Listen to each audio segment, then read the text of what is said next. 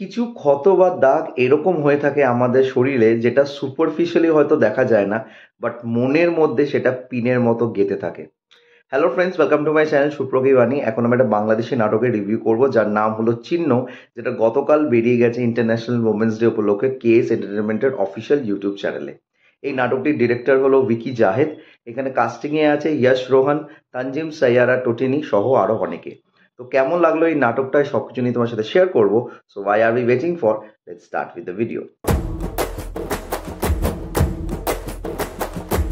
নাটকটির ডিউরেশন হলো 52 মিনিটের এবং এই নাটকের গল্পটা তোমরা হয়তো এর আগে অনেক কাজে দেখেছো। তবে এই গল্পের পটভূমিকায় আমরা অনেক রকম কাজ দেখি যেটা আমাদেরকে অ্যাওয়ারনেস জাগানোর চেষ্টা করে। তবে যেই জিনিসটা এই নাটকের মধ্যে একটু হলো ভেরিয়েশন আনা হয়েছে, সেটা হচ্ছে এখানে যে অ্যাকিউজেশনস গুলো আনা হয়েছে সেই অ্যাকিউজেশনস এর এন্ড রেজাল্টটা একটু হলেও সারপ্রাইজ করবে। যেরকম ভিকি জাহেদের যেহেতু কাজ, তার একটা এন্ডে গিয়ে এমন একটা টুইস্ট থাকে যে টুইস্টটা আমরা আনএক্সপেক্টেড ভেবে থাকি। তো সেরকম একটা আনএক্সপেক্টেড জিনিস এন্ডে অবশ্যই আছে। তার সাথে সাথে এটাকে যেভাবে স্ক্রিন প্লের মাধ্যমে ফেলা হয়েছে সেটা কিন্তু অবশ্যই তোমাদের স্লো বার্ন একটা ট্রিটমেন্ট দেবে। তো যদি ছোট করে গল্পটা বলা যায়, গল্পটা হচ্ছে আয়শার চরিত্রকে ঘিরে, যে চরিত্রটা প্লে করছে টোটিনি, এবং সে আর 5টা মেয়ের মতো নয়। তার সামনে যখন কোনো পুরুষ আসে বা তার পুরুষের সাথে যখন কোনো স্পর্শ লাগে সেটা সে ধারণ করতে পারে না এবং সে ভীষণই অ্যাজিটেটেড হয়ে যায় এবং সে কোনো পুরুষের সম্মুখীন কোনো পুরুষের ছোঁয়া সে পছন্দ করে না। এবং সেটার রিজন হচ্ছে তার একটা পাস্ট লুকিয়ে আছে এবং সেই পাস্টটা হচ্ছে সে অ্যাবিউজড হয়েছে ছোটবেলায়। এবং এই চাইল্ড অ্যাবিউজ বা সেক্সুয়াল হ্যারাসমেন্ট বাচ্চাদের, এটা কিন্তু এখন নতুন ব্যাপার নয়। এটা নিয়ে প্রচুর কাজ কিন্তু আমরা দেখে এসেছি। লাস্ট ইয়ারই সম্পূর্ণ সিজন 2 বেরিয়েছিল হইচই ওটিটি প্ল্যাটফর্মে, যেটা কিন্তু এই টপিকে কেন্দ্র করে দেখানো হয়েছে। এছাড়াও পাপের যে গল্পটা ছিল হইচইয়েরই একটি কাজ, সেখানে কিন্তু এরকমই একটা সাবজেক্টকে কেন্দ্র করে দেখানো হয়েছে। এছাড়াও প্রচুর কাজ আছে, যদি আমি বলতে থাকি লিস্ট থাকবে। তো সেরকমই একটা প্লটকে একটু ভেরিয়েশন দিয়ে আনার চেষ্টা করেছে, যে ভেরিয়েশনের মধ্যে শুধু মেয়ে নয়, ছেলেরাও কিন্তু সাফারার হয়ে থাকে, যেটা চট করে সামনে আসে না।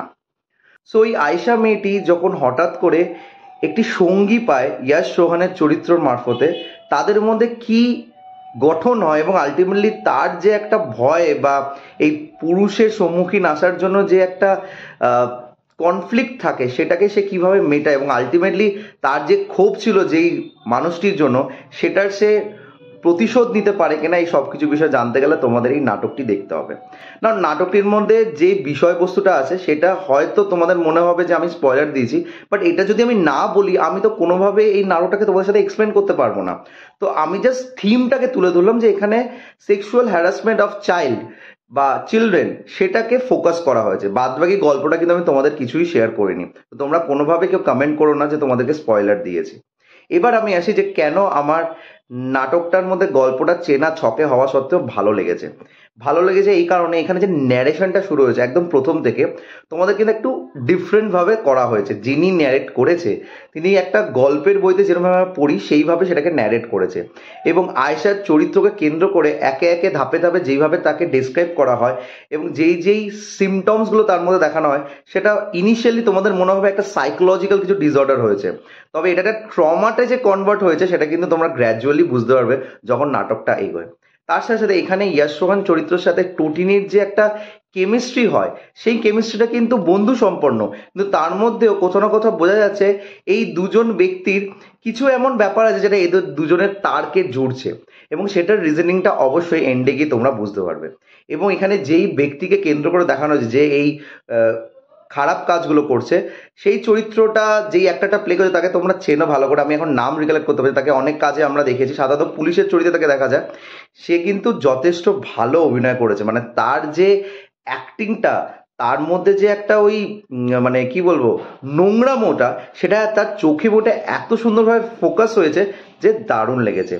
টোটিনিকে সাধারণত আমি আউট অফ দ্য বক্স বেরিয়ে কোনো রোল করতে দেখিনি, তবে এই কাজের মধ্যে তার অভিনয়টা কিন্তু আমাকে প্রচণ্ডভাবে ভালো লাগিয়েছে। মানে একটা গার্ল নেক্সট ডোর বা বাবলি গার্লের বাইরেও তার মধ্যে একটা শেড আছে, সেটা খুব সুন্দরভাবে এই কাজের মাধ্যমে দেখা গেছে।